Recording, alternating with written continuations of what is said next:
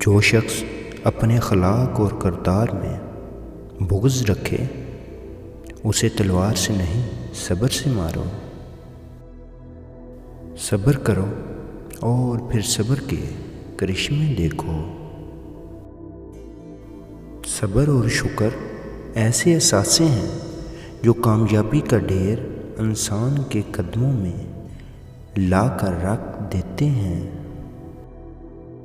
دو گھونٹ اللہ تعالیٰ کو بہت پسند ہیں، ایک غصے کا اور دوسرا صبر کا۔ صبر وقت مانگتا ہے اور وقت صبر مانگتا ہے۔ صبر کرنے والوں کو ان کا پورا پورا اجر دیا جائے گا بغیر حساب کے۔ مجھے صبر میں رکھنا مولا، کبھی گرنے نہ دینا، نہ کسی کی نظروں میں نہ کسی کے قدموں میں۔